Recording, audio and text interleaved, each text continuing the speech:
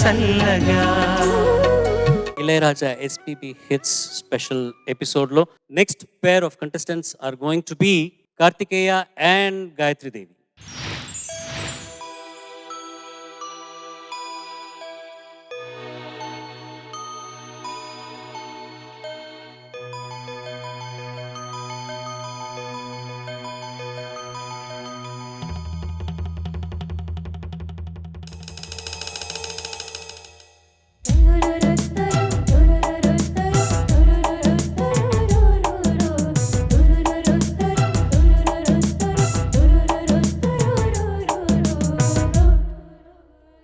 వంపుల వైఖరి సొంపుల వాకిలి ఇంపుగా చూపవే వయ్యారి. విన్నువ మాదిరి అల్లరి ఆకలి ఇందుకు పోకిరి చాలు మరి. మోవిని మగతావిని ముడివేయనీయవా. కాదని అనలేనని ఘడి అయినా ఆగవా. అదుపు పొదుపు లేని ఆనందం కావాలి. హద్దు పొద్దు లేని ఆరాటం ఆపాలి. వంపుల వైఖరి సొంపుల వాకిలి ఇంపుగా చూపవే వయ్యారి. విన్నువ మాదిరి అల్లరి ఆకలి ఎందుకు పోకిరి చాలు మరి. ఓ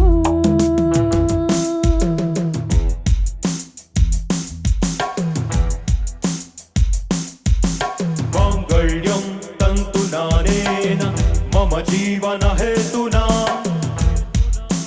కంఠే బధ్నామి శుభగే త్వం జీవ శరదశ్యతం త్వం జీవ శరదశ్యతం త్వం జీవ శరదశ్యతం.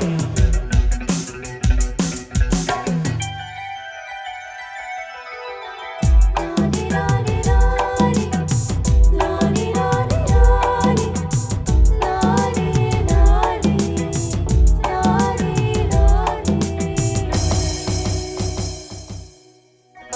కాంక్షలో కైపు నిప్పు ఎంతగా కాల్చినా దీక్షగా ఓర్చుకున్నా మోక్షమే ఉండదా. శ్వాసలో మోహదాహం గ్రీష్మమై వీచగా వాంఛతో వేగు దేహం మరయాగ వాటిక. కాలమే కాలిపోయే ఆజ్యమే పోయవా. మౌనమే గానమై మూర్తమే చూడవా.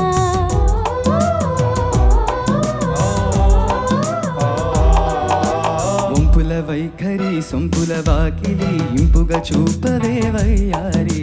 విల్లువ మాదిరి అల్లరి ఆకలి ఎందుకు పోకిరి చాలు మరి. హా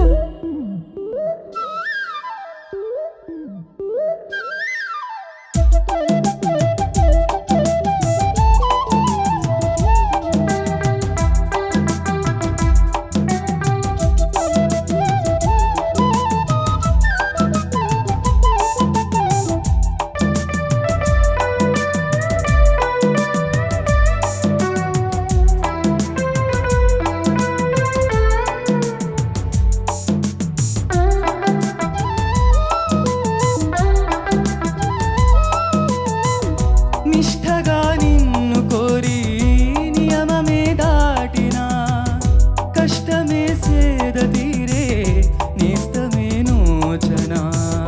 నిగ్రహం నీరుగారే జ్వాలలో నిలిచినా నేర్పుగా ఏది చేరే నిశ్చయం మెచ్చనా. సోయగం సొంతమయ్యే స్వర్గమై చేరవా. మధనమే అంతమయ్యే అమృతం అందుకో.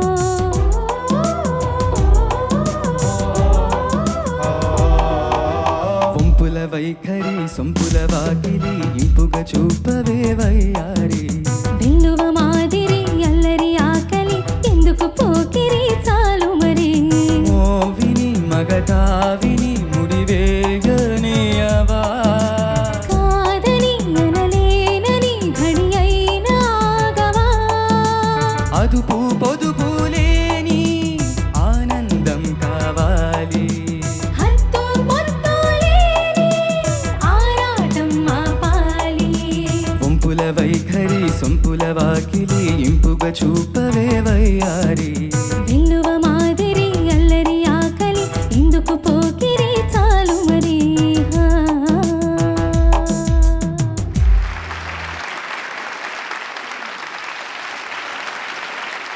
చంద్రబోస్ గారు. కార్తికేయ గాయత్రి చాలా బాగా పాడారు. ప్రతి మనిషిలోనూ చిలిపితనం ఉంటుంది, ఉండాలి కూడా. అయితే దాన్ని వ్యక్తం చేయడానికి కొంతమందికి కొన్ని ఆంక్షలు ఉంటాయి, కొన్ని అవధులు ఉంటాయి తప్ప ప్రతి మనిషిలోనూ ఉంటుంది. ఇందులో నాకు శాస్త్రి గారి చిలిపితనం గుర్తొచ్చింది. ఏంటంటే కాలమే కాలిపోయే ఆజ్యమే పోయింది అని చెప్పి. ఎంత అందమైన వాక్యమో, ఎంత గొప్ప అభివ్యక్తో. అందులో అంతర్లీనంగా ఎంతో చిలిపితనం దాగి ఉంది. నాకు ఒక విచిత్రమైన విషయం ఈ బోధపడింది ఇప్పుడు ఈ పాట ద్వారా. ఏంటంటే గాయత్రి, సార్ నువ్వు 2 చరణాల్లోనూ మొదటి 2 పంక్తుల్లోనూ కార్తికేయ చాలా బాగా పాడాడు ఆ పంక్తులు. నువ్వు అక్కడ ఎందుకో కొంచెం తడబడ్డట్టుగా అనిపించింది. అదే విచిత్రం. అంతే. శృతి ఎక్కువైనట్టు. మిగతా అంతా బాగుంది. తర్వాత వంశీ గారు, ఇళయరాజు గారి కలయికలో వచ్చే ప్రతి పాటలో వెనకాల వచ్చే ఆ ఆ కోరస్కు చాలా ప్రత్యేకత ఉంటుంది. ప్రతి పాటలోనూ ఏదో ఒక విచిత్రం, ఏదో ఒక కొత్తగా వినూత్నంగా ఉంటూనే ఉంటుంది. ఈ పాటలు కూడా చాలా ఎంతో అందంగా అనిపించింది. గాయత్రి, నువ్వు ఆ ఒక్క భాగాన్ని మాత్రం నువ్వు సరి చేసుకోవాలి. తప్పకుండా. కార్తికేయ, మెల్లమెల్లగా అంచెలంచెలుగా మెట్టు ఎక్కుతున్నావు నువ్వు. ధన్యవాదాలు సార్. ఏదో అవుతావు. ధన్యవాదాలు సార్.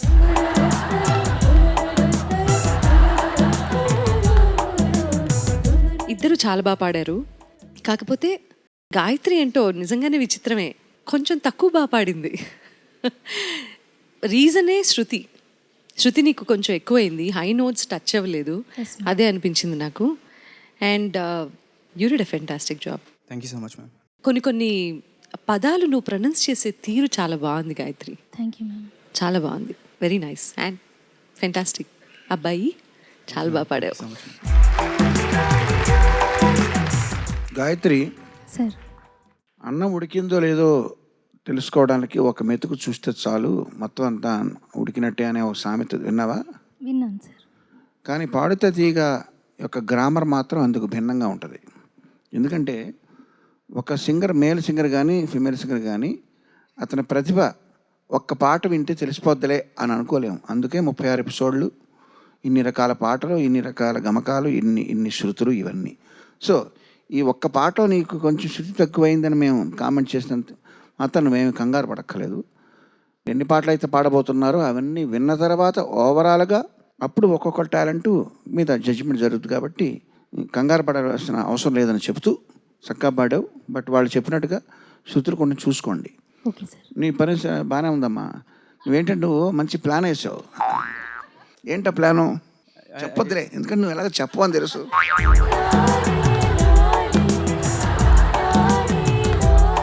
అంటే ఆ ప్లాన్ ఏంటని అడిగినప్పుడు నువ్వు నవ్వుతావు చూడు, నవ్వితే ప్లాన్ ఉన్నట్టు.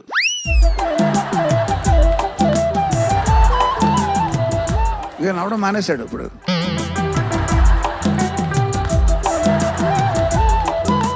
ఏదో పెద్ద ప్లాన్ వేస్తున్నావమ్మా. నీకు లాజిక్ అంటే తెలుసా? తెలుసు సార్, తెలుసు. ఏ లాజిక్? Logic analytical thinking. అది కాదు, ప్రోగ్రామింగ్ సాఫ్ట్వేర్. Logic pro. తెలుసు సార్. అదే ప్లాను, అందులోనే వచ్చేసింది ప్లాను, పెద్ద ప్లాను. విఎస్టీ అంటే తెలుసా? తెలుసు సార్. ఏంటి? Virtual studio technology. Exactly. Virtual studio టెక్నాలజీయా? అవును sir. VST instruments, virtual instruments. విఎస్టీలో ఒరిజినల్స్, క్రాక్స్ అని ఉంటాయని తెలుసా? తెలుసు సార్. అమ్మ ప్లాన్ ఉంది, ఫిక్స్ అయిపోయింది ప్లాను. ఇంకేం ఫిక్స్ అయిపోయింది. ఎవరెవరికి ఎసరు పెడతాల్చుకున్నావు నాకు తెలియదు, కానీ నాకు మాత్రం ఎసరు పెట్టవలే. ఎసరు పెట్టించుకునే స్టేజ్ నేను దాటేసాను అనుకుంటున్నాను నేను. ఎందుకంటే నాకు 64 ఏళ్ళు. ఇప్పుడు నేను ఇంకేం ఏం భయపడేది ఏం లేదు. కానీ చక్కగా ఈ పాట వరకు నువ్వు చక్కగా పాడావు. సరే, ఇప్పుడు వంశీ గారి గురించి చెప్పారే. ఇళయరాజా గారు చాలామందికి, వందలాది మందికి పనిచేశారు. ఆయనకి ప్రియ శిష్యుడు. ఆయన కాళ్ళ దగ్గర కూర్చుని ఆయనతో ఏమన్నా చేయించుకోగలిగే సామర్థ్యం ఉన్న డైరెక్టర్ వంశీ గారు. ఎవరికి లొంగని ఇళయరాజా గారు కొన్ని విషయాల్లో ఆయనకు లొంగుతారు. లొంగడం అంటే ఏం లేదు, ఆయన ఎక్కడికి బయటకు వెళ్ళడం, ఇంట్రావర్ట్ అన్నారు కిందాక. అట్లాంటి ఆయన్ని చెన్నై నుంచి హైదరాబాద్కి రప్పించారు, పరిగెట్టుకుని పునాదులు కదిలించి మరీ రప్పించారు. ఏంటంటే అనుమానాస్పదం అనే ఆడియో రిలీజ్ ఫంక్షన్కి. ఆయన వంశీ గారు డైరెక్టరు. దానికి గెస్ట్లుగా దేవిశ్రీ ప్రసాద్ వచ్చాడు, నేను వెళ్ళాను, మొత్తం చాలామంది రాఘవేంద్ర గారు మేమందరం వెళ్ళాం.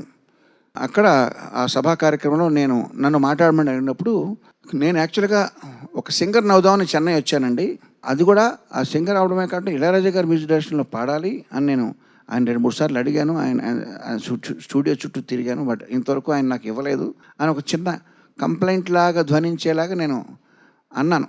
అది ఆయన గురించి గొప్పగా మాట్లాడుతున్నానని అనుకుని, అందులో కంప్లైంట్ కూడా ఉందని. అది ఆయన కనిపెట్టి నీకు కావాల్సింది పాట ఛాన్సే కదా ఏది అని చెప్పి అప్పటికప్పుడే ఒకటి ఆయన కంపోజ్ చేసి ఎంగే ఇరిందా ఇసయ్యే అని చెప్పి ఒక పాట కంపోజ్ చేసి అప్పటికప్పుడే పాడించారు నాతో. 2 లైన్స్ నేను పాడా. 3వ లైన్ ఆయన అంటే నేను రిపీట్ చేయలేకపోయాను, బోల్తా పడ్డాను. మరి ఏంటి మరి అని ఆయన నన్ను వెటకారంగా చూసి నవ్వి ఓకే అని చెప్పి కంటిన్యూ చేశారు. సో ఆయనలో ఉన్న చమత్కార లక్షణం కూడా ఉంది, అది అప్పుడప్పుడు బయటకు వస్తూ ఉంటుంది. ఆయన చాలా సీరియస్గా కనబడతారు కానీ ఆయనలో చాలా సెన్స్ ఆఫ్ హ్యూమర్ ఉంది అని ఇప్పుడు మీకు తెలియజేస్తున్నాను. ఎప్పుడైనా మీరు ఆయన దగ్గరికి వెళ్తే ఇది కూడా గుర్తుపెట్టుకోండి. ఓకే, చక్కగా పాడారు మీరు. థ్యాంక్ యూ, చక్కగా పాడారు. Thank you so much. All the best.